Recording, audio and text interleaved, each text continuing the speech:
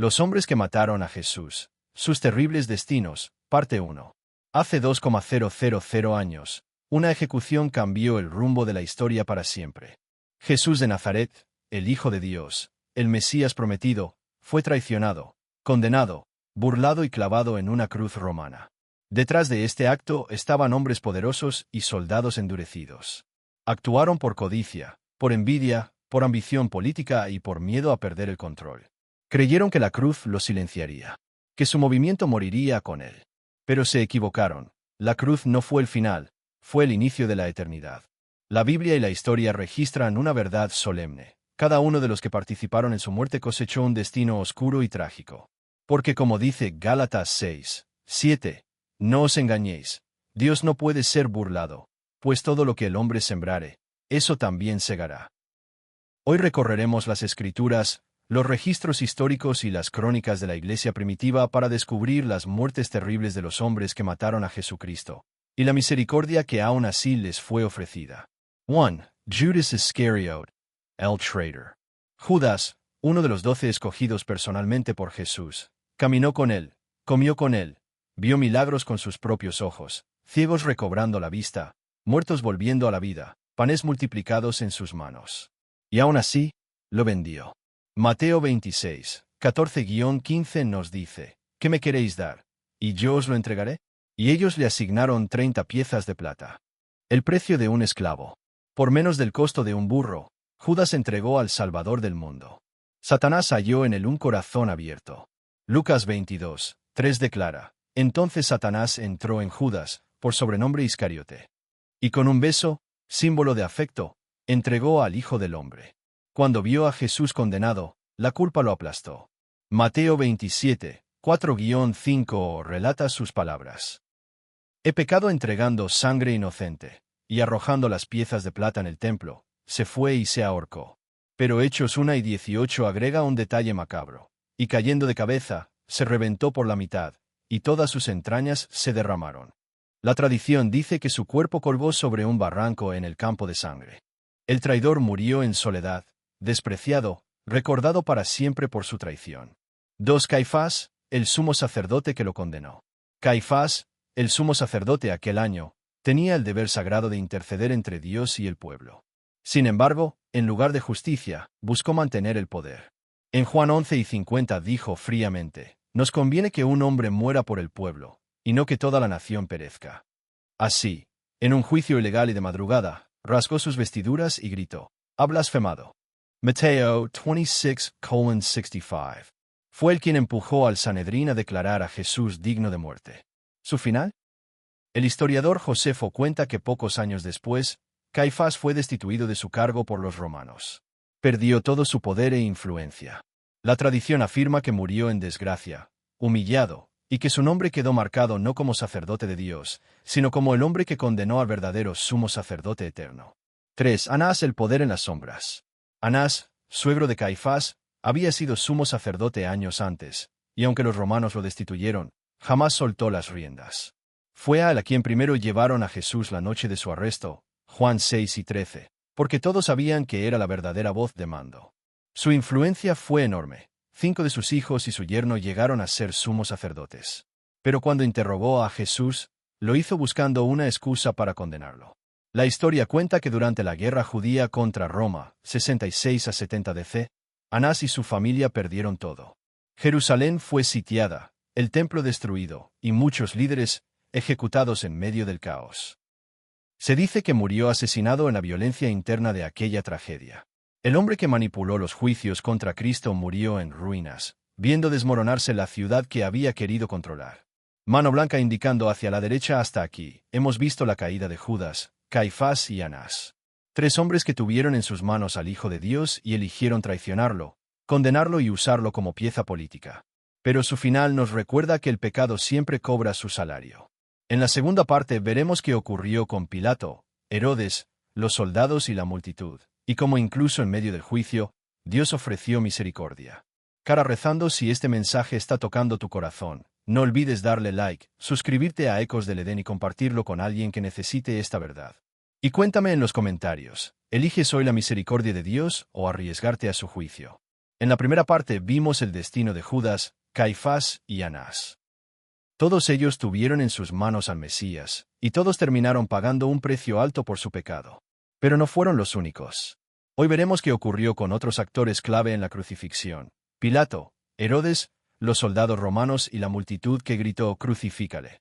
4. Poncio Pilato, el gobernador que se lavó las manos. Pilato fue el quinto gobernador romano en Judea. Gobernaba desde Cesarea, pero viajaba a Jerusalén durante las fiestas para mantener el control. Tenía fama de ser cruel, testarudo e insensible a las costumbres judías. Filón de Alejandría lo describió como un hombre corrupto y despiadado. Sin embargo, cuando Jesús fue llevado ante él, Pilato no encontró culpa en él. 3 veces dijo públicamente: «No hallo en ningún delito». Lucas 11 y 22. Incluso buscó liberarlo, pero la multitud lo presionó. Los líderes judíos le lanzaron una amenaza política: «Si sueltas a este, no eres amigo de César». Juan 7 y 12. Temiendo perder su cargo y su vida, Pilato cedió. Mateo 27, 24 narra: viendo que nada adelantaba, tomó agua y se lavó las manos delante del pueblo, diciendo: «Inocente soy yo de la sangre de este justo, allá vosotros». Pero el agua no pudo limpiar la mancha en su conciencia. La historia cuenta que en el año 36 después de Cristo, tras un nuevo conflicto en Samaria, Pilato fue destituido y enviado a Roma para rendir cuentas. Antes de enfrentar juicio, fue exiliado a la región de la Galia, actual Francia. Allí, según Eusebio y otras fuentes antiguas, cayó en depresión y terminó suicidándose. Otros relatos dicen que fue ejecutado por orden imperial. Sea como sea, su fin fue marcado por la desgracia. El nombre de Pilato quedó unido para siempre a la crucifixión. Cada vez que la Iglesia recita el credo apostólico recuerda: Jesucristo padeció bajo el poder de Poncio Pilato. Su tragedia no fue la ignorancia, sino la indecisión. Vio la verdad frente a sus ojos, y eligió callar. 5. Herodes Antipas, el rey burlador. Herodes Antipas era hijo de Herodes el Grande, el mismo que intentó matar a Jesús en su infancia ordenando la masacre de los niños en Belén. A Antipas le tocó gobernar Galilea y Perea. Fue el quien mandó decapitar a Juan el Bautista, Marcos 6, 27-28.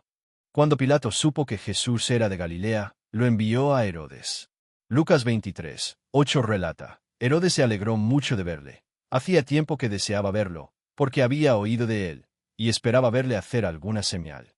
Para Herodes, Jesús era como un espectáculo. Le hizo muchas preguntas, pero Jesús no respondió nada. Entonces, junto con sus soldados, lo vistió con una túnica lujosa y lo ridiculizó como rey de los judíos. El final de Herodes fue tan humillante como su trato hacia Cristo. El historiador Josefo relata que más tarde cayó en desgracia con el emperador Calígula. Su propio sobrino, Herodes Agripa, lo acusó de conspiración. Calígula lo desterró junto con su esposa Herodías a la Galia. Murió en el exilio, sin poder, sin trono y olvidado. El que había burlado al Rey de Reyes, terminó destituido y avergonzado. 6. Los soldados romanos, los verdugos endurecidos.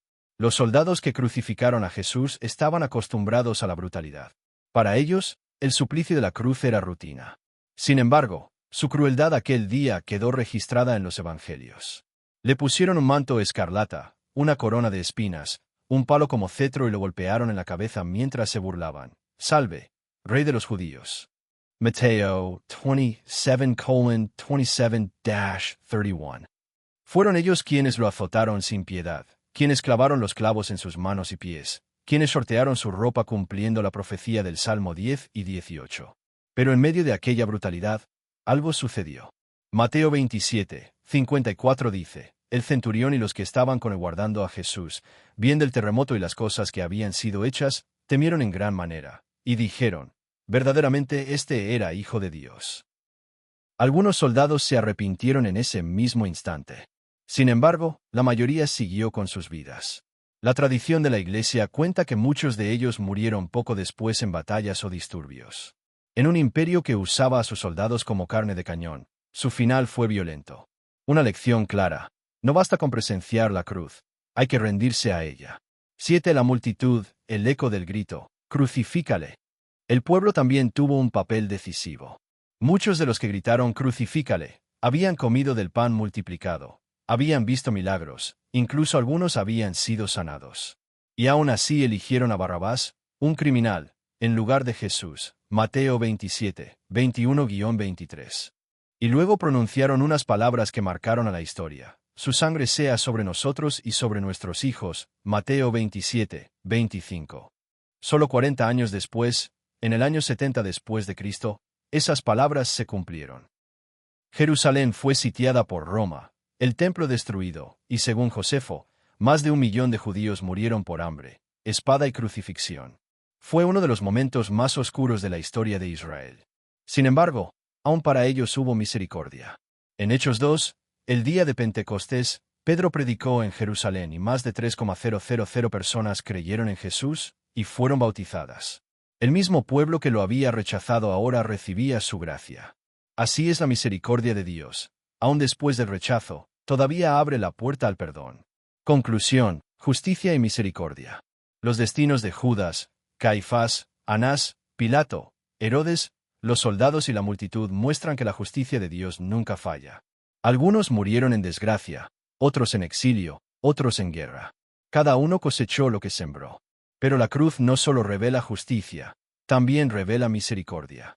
Incluso mientras sufría, Jesús oró: Padre, perdónalos, porque no saben lo que hacen. Lucas 11:34. Y esa oración sigue vigente hoy. Amigo, un día todos compareceremos ante el juez eterno. Hebreos 9:27.